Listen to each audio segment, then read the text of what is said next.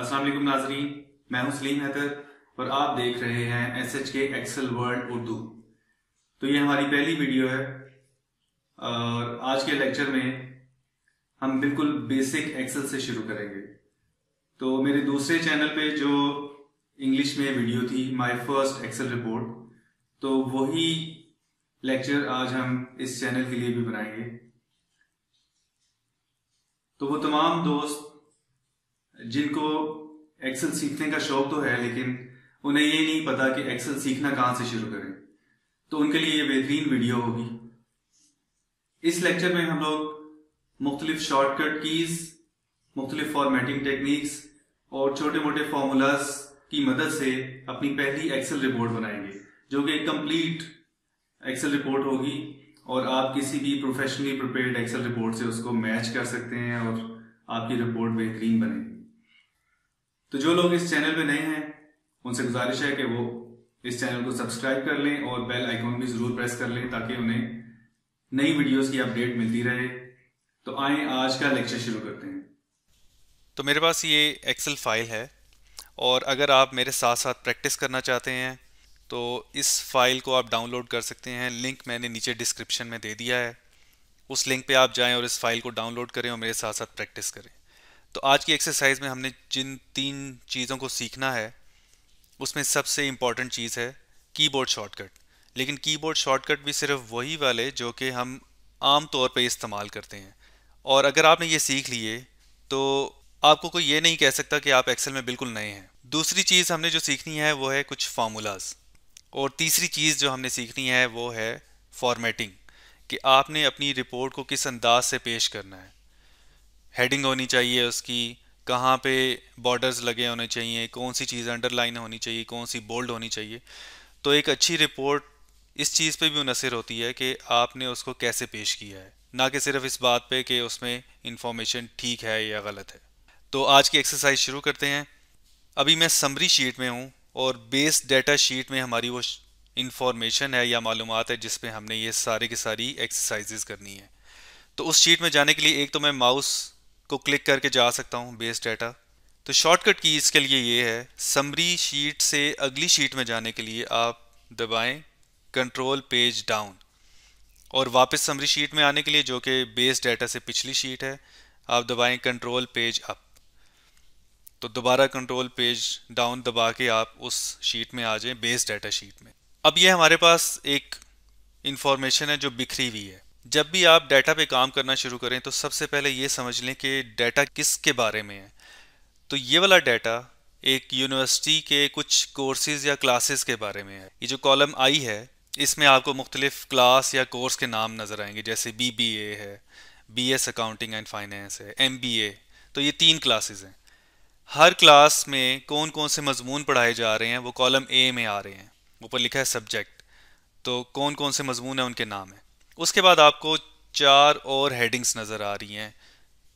Year 2015, फिर साल 2016 है, फिर साल 2017, 2018। तो ये बिल्कुल एक बिखरी हुई इंफॉर्मेशन है। इसको पहले हमने सीधा करना है, फिर इसमें नंबर डालने और फिर आखिरी रिपोर्ट तैयार करनी है।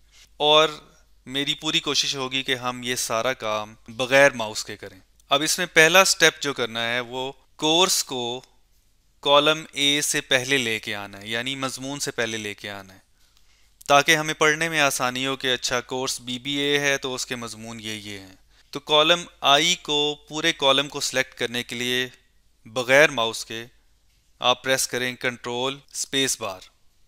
तो ये शॉर्टकट की है जिससे पूरा कॉलम सिलेक्ट हो जाता है। वैसे तो आप जानते हैं कि माउस से कैसे सिलेक्ट होता है। अब इसको कट करना है, यानी कि यहाँ से ख़त्म करके कॉलम A से पहले लेके आना है। तो कट करने के लिए शॉर्टकट की है कंट्रोल X। तो ये आपको साइडों पे एक डॉटेड लाइन नज़र आ रही होगी जिसका मतलब है कि ये इस पे कोई एक्शन हो सकता है। अब कॉलम I से कॉलम A में डायरेक्टली जाने के लिए आप दबाएं कंट्रोल और लेफ्ट वाली एरो की।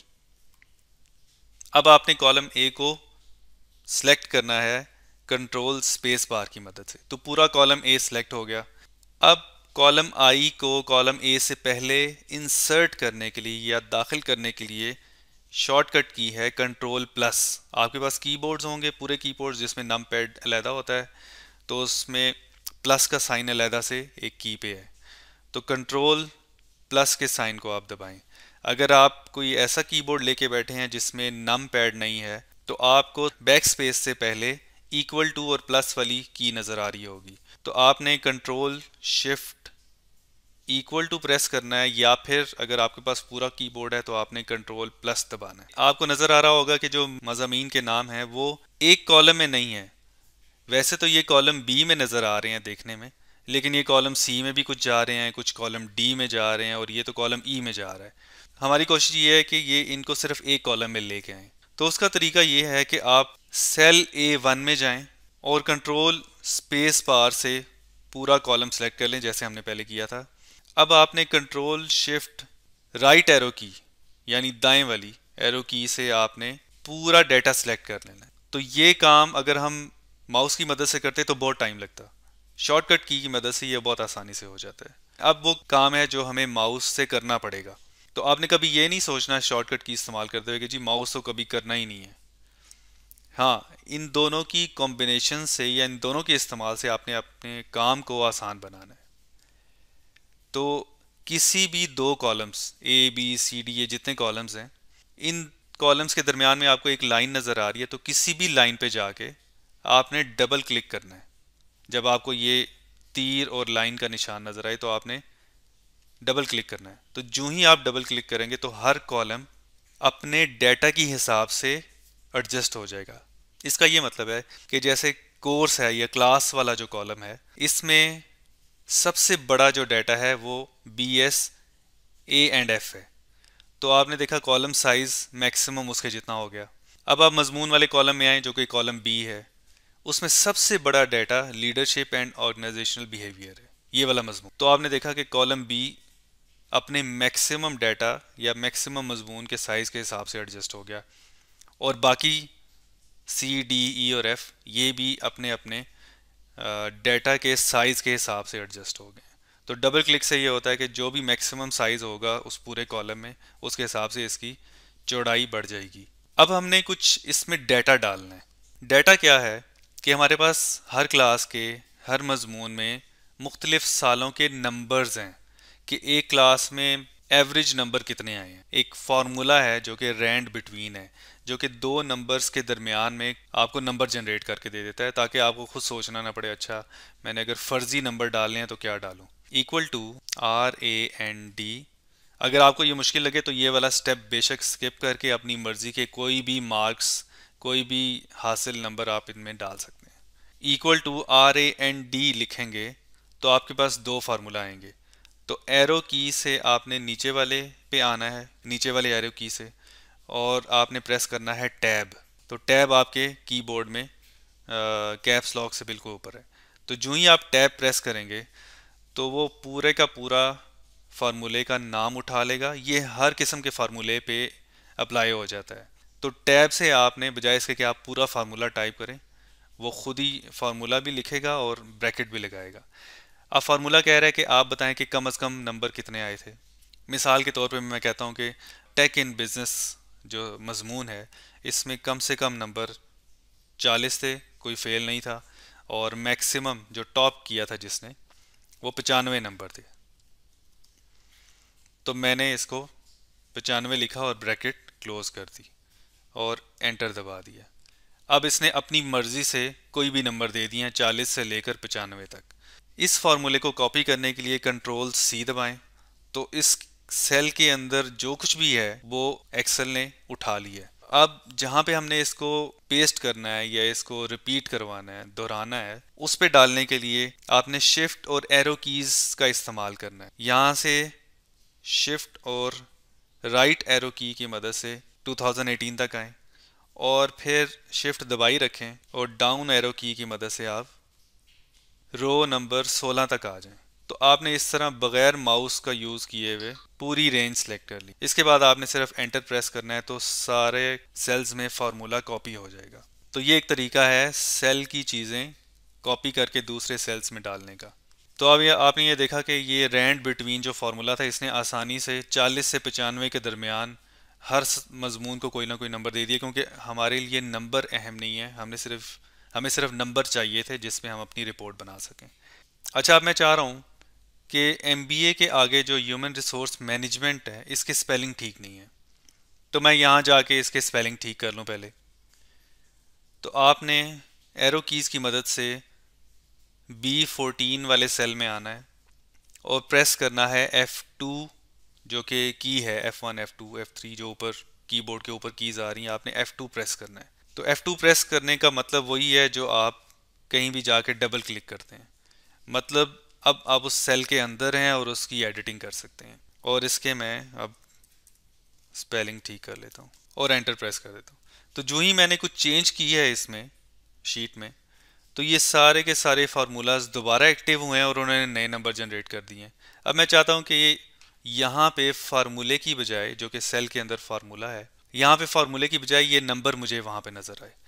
तो इसके लिए मैं क्या कर सकता हूँ कि इसको पेस्ट एज नंबर कर दूँ, ताकि फार्मूला ना हो, ये नंबर ही वहीं पे सेल के अंदर पड़ा हो। तो उसके लिए आपने आना है 2015 के नीचे जो पहला सेल है विच इज़ C2। तो C2 वाले सेल में आपने आना है और इस पूरे एरिया को सिलेक्ट करना है।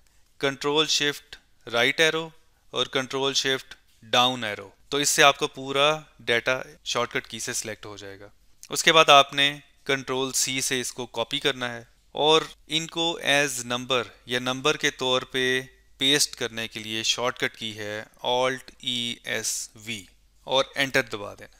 तो अब आप देखें, और साथ ही एस्केप दबा दें, और अब आप देखें कि यहाँ पे 72 है और फार्मूला बार के अंदर भी 72 है। अब मैं चाहता हूँ कि हर साल के नंबर्स का मैं टोटल निकालूं।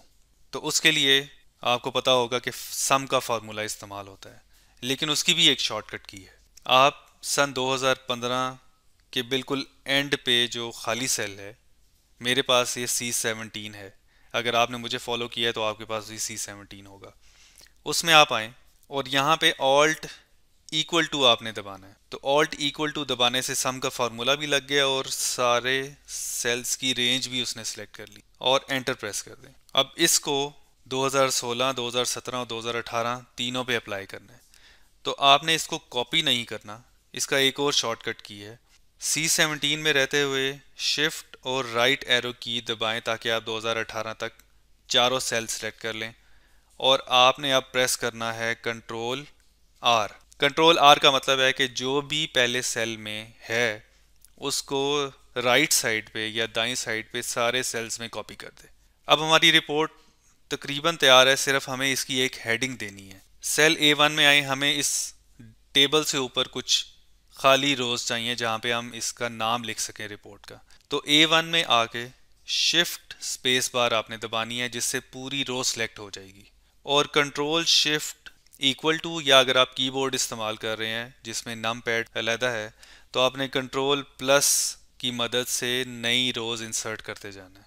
तो अब हम इस रिपोर्ट की हेडिंग दे देते हैं, university of ABC summary of marks, कि ये मार्क्स की समरी है, फॉर द ईयर्स 2015 टू 2018। अब ये नीचे वाली रोज़ मुझे नहीं चाहिए, मैं शिफ्ट स्पेस बार से पहली रो सेलेक्ट करूंगा और शिफ्ट दबा के डाउन एरो से दूसरी भी सिलेक्ट करूंगा। एक रहने देते हैं और कंट्रोल माइनस दबा के इनको डिलीट कर देते हैं। अब हेडिंग को थोड़ा सा बेहतर या बोल्ड नज़र आना चाहिए, तो ऊपर वाली हेडिंग को शिफ्ट एरो की से सिलेक्ट करें एंड प्रेस कंट्रोल बी। आप कंट्रोल बी प्रेस करेंगे तो ये बोल्ड हो जाएगा। आखिरी स्टेप हम करने जा रहे हैं, उसके बाद हमारी रिपोर्ट फाइनल हो जाएगी। इसको ऑटोमेटिक फॉर्मेटिंग करने के लिए, और जो नए लोग हैं वो सिर्फ इसको अभी फॉर्मेटिंग के लिए ही इस्तेमाल करें, वरना वो बहुत कंफ्यूज हो जाएंगे कि ये क्या नई चीज़ आ गई। तो जब आप सारा काम कर लें तो आपने अपने डेटे के अंदर कहीं भी क्लिक करना है और प्रेस करना है कंट्रोल टी। तो कंट्रोल टी करते साथ ही वो पूरा डेटा खुद ही सिलेक्ट कर लेगा। आपने सिर्फ एक चीज़ का ख्याल रखना है कि इसमें जो माई टेबल हैज़ हेडर्स के पहले चेक बॉक्स है ये अनचेक ना हो, ये चेक ही होना चाहिए और ओके प्रेस कर देना है। तो ऑटोमेटिकली आपकी रिपोर्ट फॉर्मेट हो जाएगी और उसकी हेडिंग भी बोल्ड हो जाएगी और उस पर कुछ और भी एडिशन चीज़ें आएंगी जो अभी आपको नहीं जाननी। उम्मीद है आपको स्टेप बाय स्टेप आपकी पहली रिपोर्ट बनानी बड़ी आसान लगी होगी। इस पे ज़रूर अपना फीडबैक दें और चैनल को ज़रूर सब्सक्राइब करें, बेल आइकॉन ज़रूर प्रेस करें ताकि आपको अगली वीडियोस की भी अपडेट मिलती रहे। SH के एक्सेल वर्ल्ड उर्दू देखने का बहुत शुक्रिया।